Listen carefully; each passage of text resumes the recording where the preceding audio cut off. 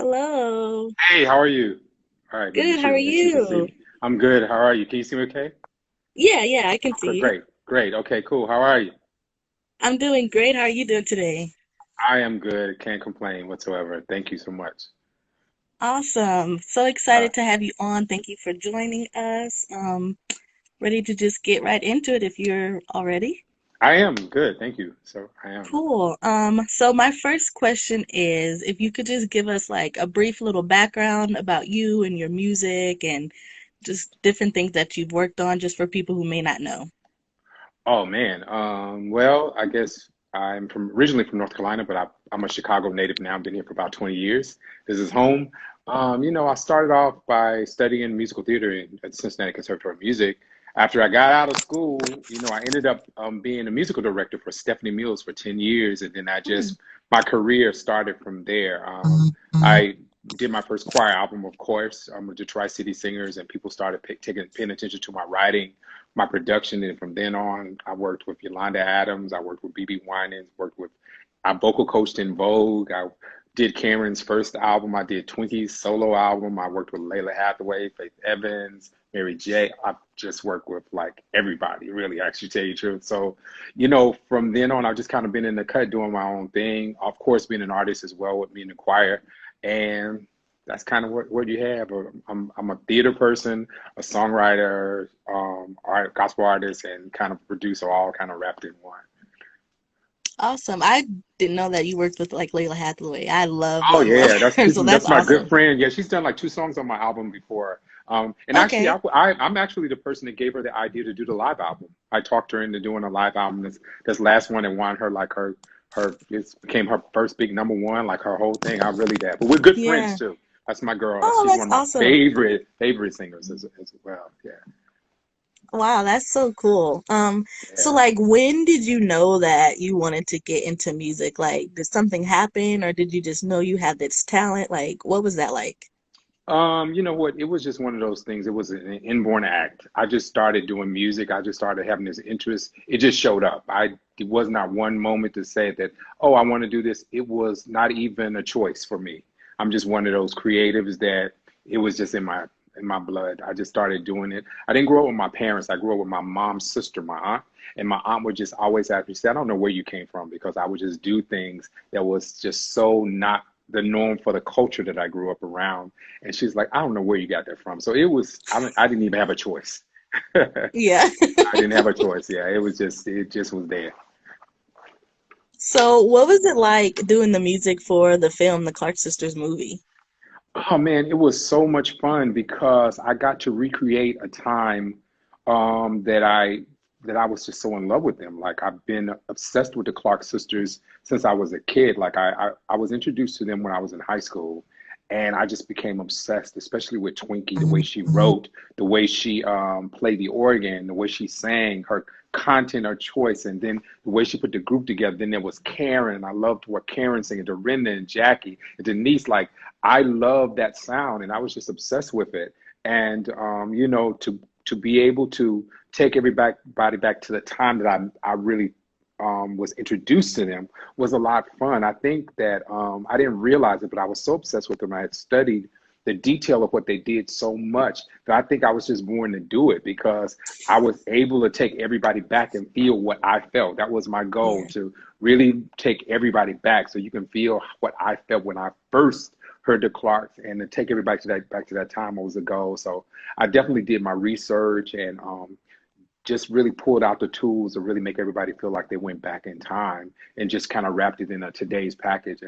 And that was it. It was fun. I mean, it was pressure though, because Clark sisters, they got their own beehive. If you do it Yeah. wrong, people are going to like trash you. So I was like, I can't mess it up. Plus, it was a really kind of our first gospel family film, period, Hmm. where people from this community have done a biopic on their lives. So I couldn't mess that part of it up.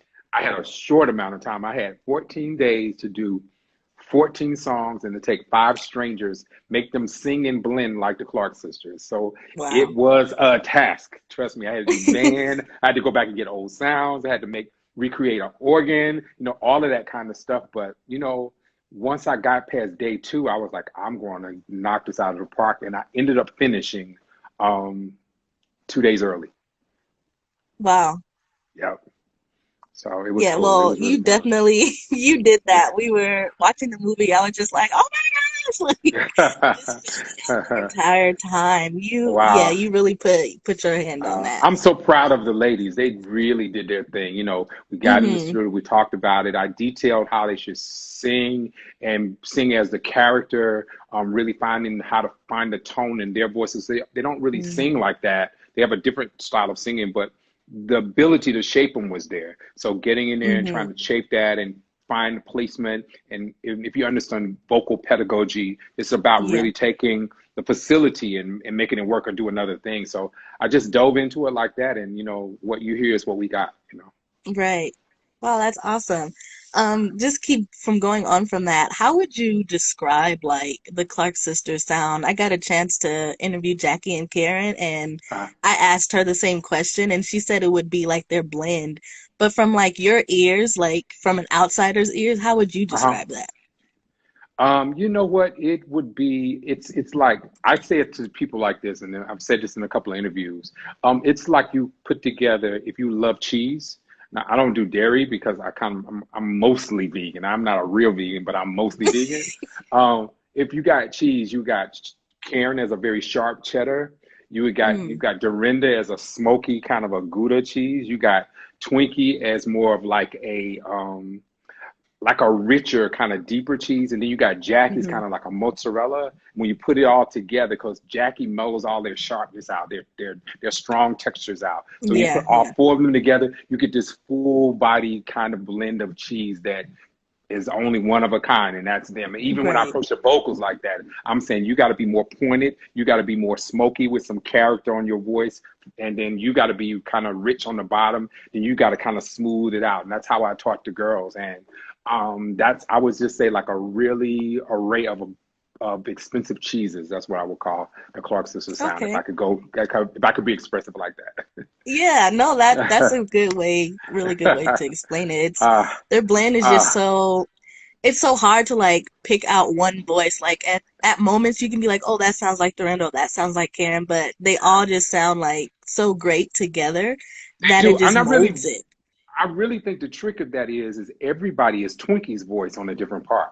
Twinkie's voice is a very valuable part to that sound Mm, because she wrote the songs, she heard how the hmm. songs would go. So I think it's like Twinkie's voice on all parts, and then they own add their own personality to it. So I think that's how you get that one voice. That's how you get that blend. But also siblings and the genetics as well. But I think Yeah. everybody is a part of Twinkie's voice, and she is the engine of it, and everybody else wraps around her. So I think that's a Mm. very key element to really making the Clark sister sound work.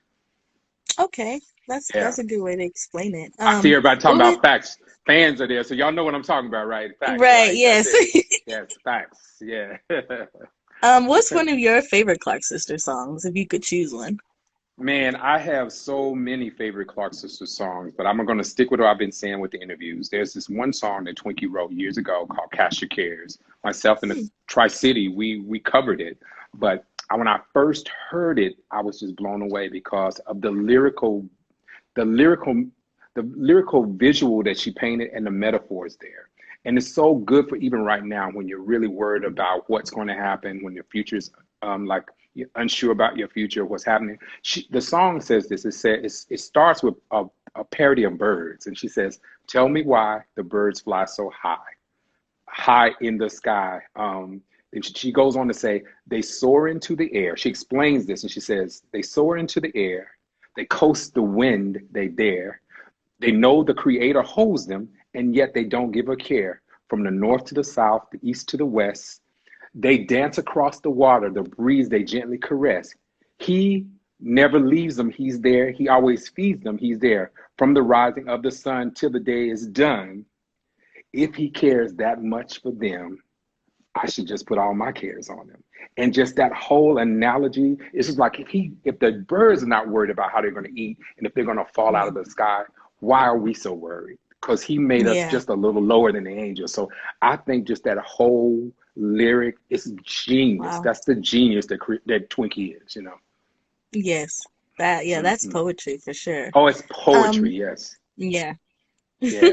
How do you feel the movie was received? Do you think people got something from it? Were you proud? Like, what were your thoughts on that? Man, you know what? I thought people would enjoy it. I just didn't know it was going to be the big hit that it was. Just the viewership was off the chain, and it came in at a number one rating across all TV. It was Lifetime's first number one and Hmm. highest rated film in 4 years. So it's just the fact that people loved it that much, and also goes to tell you that gospel people are not, we can tell gospel stories and everybody would enjoy them. So a lot of times people Hmm. shy away from us and giving us the platform because they feel like it's not broad enough. But we're people just like anybody else. It's just people stories. It's not gospel stories. It's a story about a family. They just happen to sing gospel music just like Yeah. anybody else, like the Jacksons or anybody else.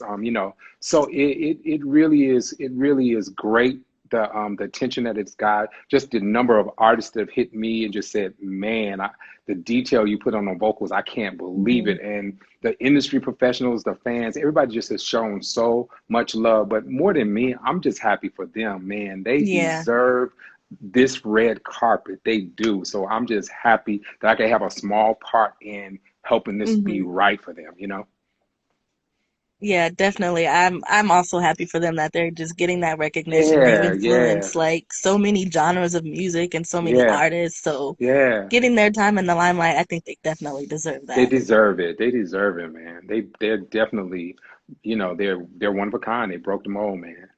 Hmm. So transitioning a little bit more to your own music, how do you find the inspiration within yourself to like keep writing? Do you ever get burnt out or? I would definitely think that I ain't gonna say burned out. You have dry seasons, but I learned in those seasons that just don't do anything because you Mm. can't force a song. I usually Yeah. say, if I have part of a song and it's just not finishing itself, I haven't lived enough yet. There's something else I need to live to finish it out. So for me, it's not a dry season. It's just a minute that you just need to just sit still and listen and pay attention to life. I don't think you ever run out of creativity if you're always paying attention to life because Mm. life is always speaking. It's always telling a story. And what we do with art is we really are telling a story. So if you really pay attention to life, you find stories. It's only when you try to contrive something up that it doesn't feel right. And I usually, if I don't have it, I just don't do it. I want it to Yeah. be really authentic and come from a pure place. I don't like contrived art. I just don't want my music or what I do to just be doing something for commerce. I really want it to feel like it came from a place. So Mm. I just wait whenever I'm not inspired to do anything because you're. I say this a lot. You're inspired. This is what inspired means. When art comes from a place. I heard Michael Jackson said, "Songs are everywhere, but God just decides who He wants to drop the songs into. So you should be Mm. honored." He said they're out there. They're just in the heavens, and God decides who He wants to drop the songs or the art to. So I think the songs are in a place, in a very spiritual place. We as creators, we go there and we come back there. Sometimes there's one word that'll take you there and you come back with it. And I always say what we do is we go in spirit and we come back inspired. That's where the word Mm. inspired comes from. To be in spirit is to return inspired. So I tell people go meditate and go in spirit, and then you come back and you'll be inspired. I get a lot of that in church too. When I'm in Yeah. church listening to my pastor, Dr. Winston, he always say one word that just shifts me somewhere for just a minute. When I come back, I just have these ideas. So I learned that revelation can't be taught, it has to be caught. Oh, okay. I like that. Yeah. Caught, not caught. Yeah, yeah, it can't be taught, it Okay. has to be caught. Yeah. Right. Even going from that, This Is My Exodus has been getting like so much play. What was the inspiration behind that song? Well, but that song was a cover. I really covered our original song from Sir the Baptist, and we kind of co-did my version of it. Sir had lived one story. I didn't identify with his story, and I asked him, and it was his idea. He said, "I think you should record that song. I think you should record that song." And I was like, "Well, you already did it." And I said, "I'm not really sure that I identify with your story because his was about his sister. He grew up. His sister was much older, and she raised him." And Hmm. well, he lived with her sometimes, and her husband used to beat her, so it's about domestic violence. So Okay. the original story was Lord deliver me because all he seems to do is hurt me. And I was like, I didn't grow up in a domestic Oh. violence place, so I can't identify with that song. But what I can identify with is somebody hurting themselves. And I said, would you let me rewrite this? Because I have an idea and it's my approach to writing. Sometimes I write like a psychologist. And in psychology, if you could get somebody to speak their own healing or speak their own demise, it helps them to see it, take ownership of it. So I Mm, changed the lyric and I wanted Leandra to take ownership of her addiction. And mm, that's why I did that. Now, and it didn't have the chorus and the vamp. It wasn't. It was just called Deliver Me. It didn't have the "This is my excellence." He let me write those things, so I wrote and added to it. So we kind of put the two together, and that's what you got. But it was really not just for her. It was for everybody who hurts themselves. Me, I'm an overthinker, and that can really hurt you. It can cause depression. It can cause a lot of things. So, but we're really honest. We have to go to the Lord sometimes and say, "Deliver me from me." Rescue me from mm, myself. It's not always mm. somebody else's fault. You have to grow up and take ownership of your own issues that you cause for yourself. And that's really where that song is coming from. I'm glad that it has blessed everybody. Lee, she sang it. I mean, I'm a fan, but also I just love her. I'm so proud of her, and I'm Mm. always going to be in her corner. And I really am. I'm so happy she was transparent enough to share this with everybody because it helps so many Yeah, people. And she's not the only one that's got issues. She's not, you know. right. And I think that if we're all honest, we all got some. And I'm just happy that she was able and open enough to share her vulnerability with us. Yeah, I think her voice and even just her story, she was like the Yeah, perfect it's a person great for that story. It song. was. It just worked. And we were really singing it about a few months before we even recorded it. We were already singing it. So, Hmm. you know, and even when she sung it then, it was just hitting home. So I was like, I want to record this. And she had some issues that happened that summer that fell out and people started pulling away from her. And I think she thought I wasn't going to do it. I was like, no, I'm not leaving you out there like that. We as church people sometimes jump ship when people go through, and that's the time that we should be there. I think spiritual Yeah, people should be yeah, there for people when they need them, not just when they're up and being right. celebrated. We should be there when they're in the lowest. That's what we're here for. So I was like, no, and I think that's one of the reasons why she has attached to me. So I didn't judge her because I think we all Mm, got things. I didn't judge her, and I didn't leave her when everybody else was moving away. And I yeah, think that's what made it us connect on a different level after that. And she realized that everybody's not going to just look at you and look down on you. So I yeah, love her. I'm so proud of her and I appreciate her so much. yeah. She is. She's really awesome. I love her. Love Yeah. her music. Yeah. Do you have a favorite song that you wrote yourself? One of your songs? People ask me that all the time. It varies. It really does vary. But I will say one of my songs that I go to when I'm having a moment is a song that was inspired by my pastor, Dr. Winston. Um, we have this thing is in February sometimes called Faith Refresher. You go, it's like 3 days where he just teaches hard on faith to get us through the winter. Because in Chicago it's kind of gray, so that can kind of mess with your attitude and it's low. Mm-hmm. So one year I went and he taught on faith, and he taught about how faith was beyond our natural thinking, that it's not in this realm. Faith exists in another realm, but we Mm, go there and we bring it back here. So he described it like this. He said, faith lives beyond natural senses. You can't touch it, see it, taste it, those senses of mm-hmm. ours. It's what we call sense knowledge. It lives beyond that. It's in another realm. So he said, what makes sense knowledge? That means what you can see doesn't make faith. And what makes faith doesn't make sense. So I wrote this song that says, for the rest of my life, I'm not going to make sense. I'm going to make faith. And I tell people, Mm, like, when you have big dreams, don't let negative people talk you out of your dreams and tell you that doesn't make sense, that you are not educated enough, that you don't have the money enough, you don't have the talent enough. That's way too big of a dream for you. It makes no sense. You look them in the eye and you say, I'm not trying to make sense. I'm making faith. yeah, Make your mantra for the rest of my life. I'm not going to make sense. I'm going to make faith. Faith is what takes us to the big places, not sense. yeah. That actually reminds me of your song, Your Righteous Mind, when you're saying to Oh, let go of yes. your natural thinking and Natural embrace your thinking. righteous mind. Absolutely. Absolutely. Because the Yeah, scripture tells us that a lot. And I don't know if people really understand that when you start thinking more in the physical, less the spiritual, that's when you really let what you see affect what you know. When you're in hmm, faith, you don't let what you see affect what you know God has promised for you. And that's what I'm always trying to give. Always remember the promise. The promise is there. You might not be able to see it, but you know it. Don't let what you see in this natural space right here yeah, affect yeah, what you know. And yeah, I love yeah, your righteous mind. I really do. Yeah. yeah.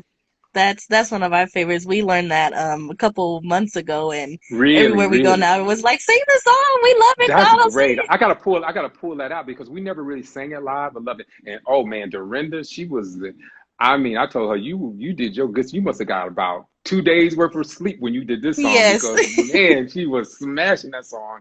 And it's Yes, she did. the other beautiful thing about that song is a lot of people don't know. Neurologically, when we think bad thoughts, they can look on a graph and see your brain. When you think Hmm. bad thoughts, your brain creates a protein. It's distorted. But when you think good thoughts, the brain produces a protein that's very smooth. So when we think good, it creates a protein that's healthy for the body that's smooth. But when we think bad, the brain creates this negative protein that makes the body get sick. And it goes to show you that the scripture is not only talking spiritually, it's talking scientifically. It knows our bodies. When you think whatsoever is good, whatsoever is lovely, whatsoever is a good Yeah. report, your body makes a good protein and helps you. When you start thinking negative and death and gossip and hateful things, your body literally, and this is science, you guys, I'm not making this up. Neuroscience will tell you that when you think bad, your body makes a bad protein and it can make you sick. That's why the Wow. scripture tells us to think on these things whatsoever is Yeah. good. It's not just about being saved. It's about if you want a healthy body, think this way. And so that's what your Hmm. righteous mind is also talking about as well. Wow, that's awesome. Yeah. That's awesome. Yeah.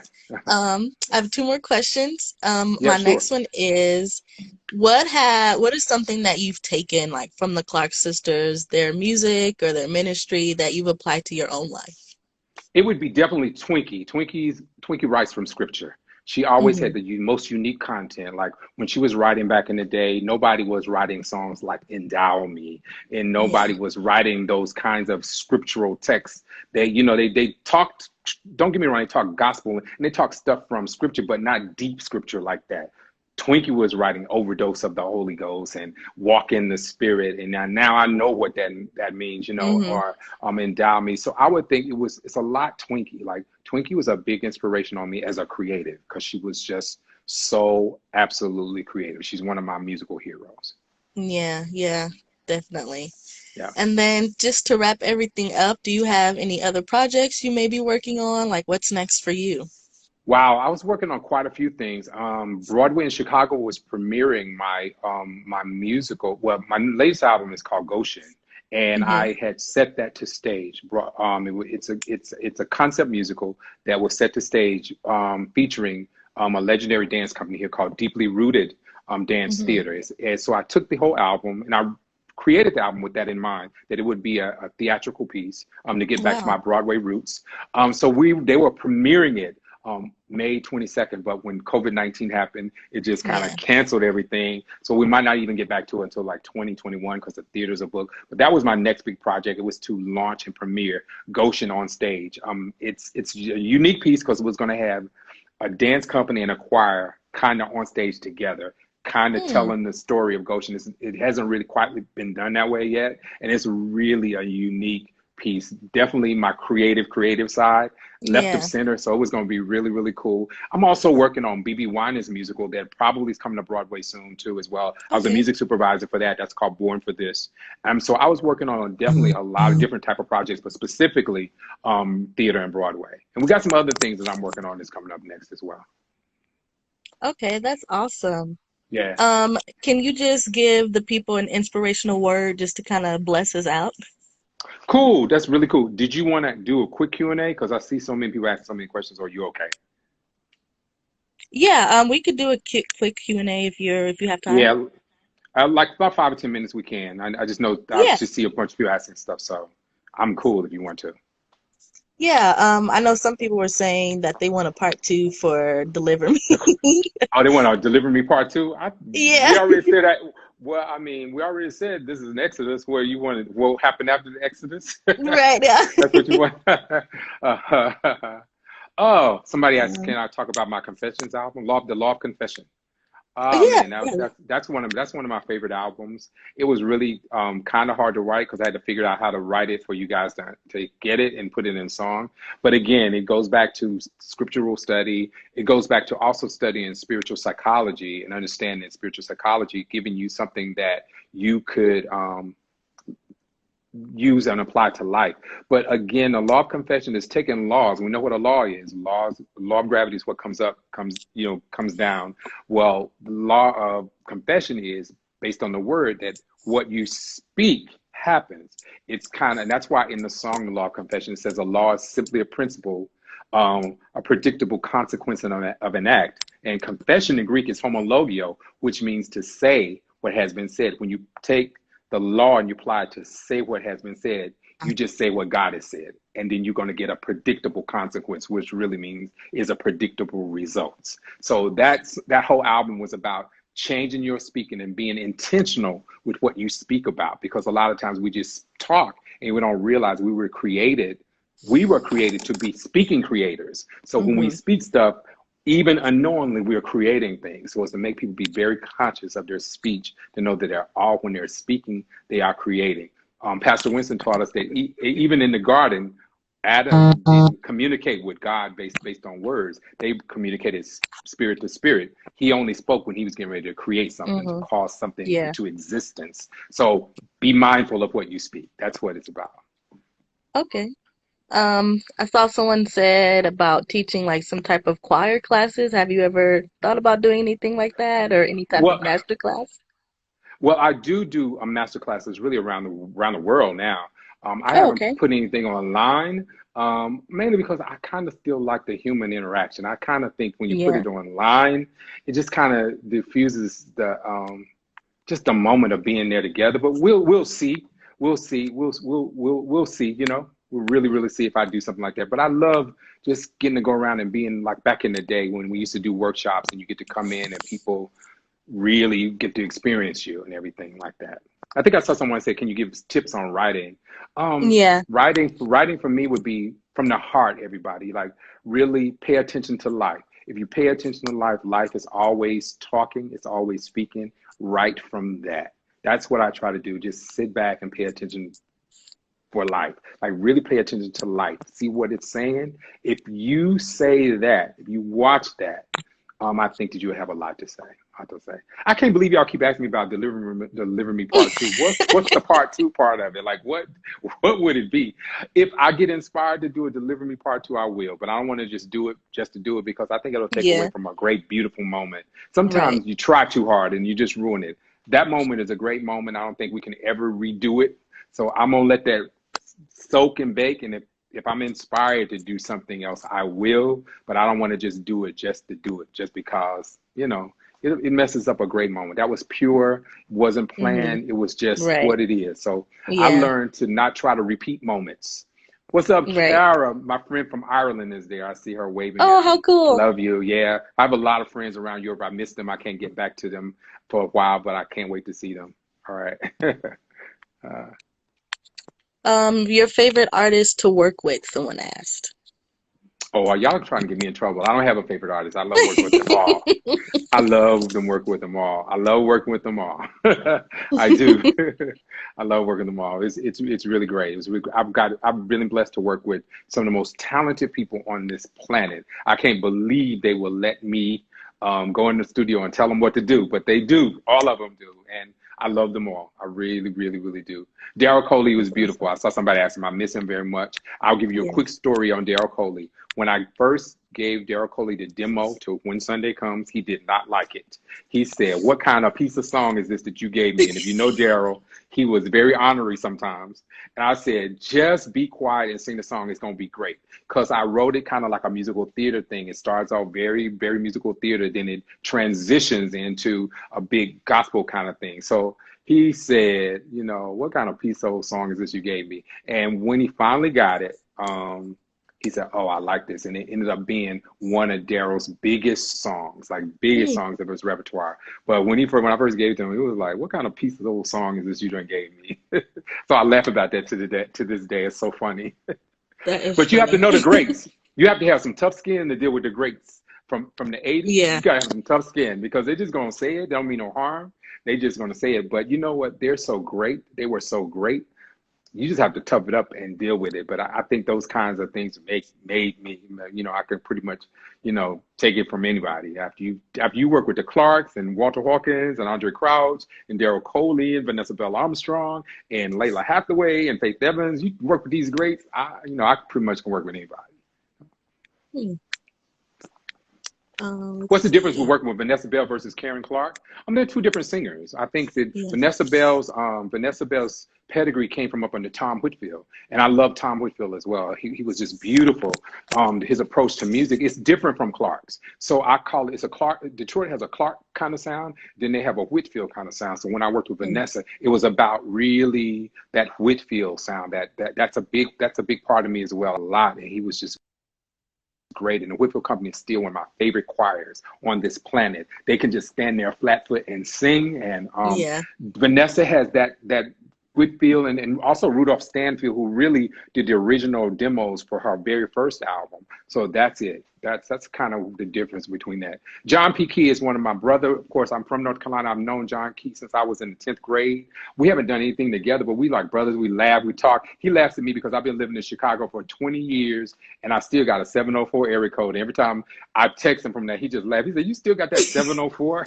So we laugh at it. John Key is my brother. I used to always go to his musicals. He's been doing it for years, you guys. Like he was doing that before you'll ever know him. And I mean, if you think his choirs are good now, you should have heard his first original choir, who he started with. Yeah. Lou, like those people Hmm. would sing for 2 hours, never stop. I mean, it's incredible what the musicals that they used to do. So it was really great. It was really great. Yes. That is awesome.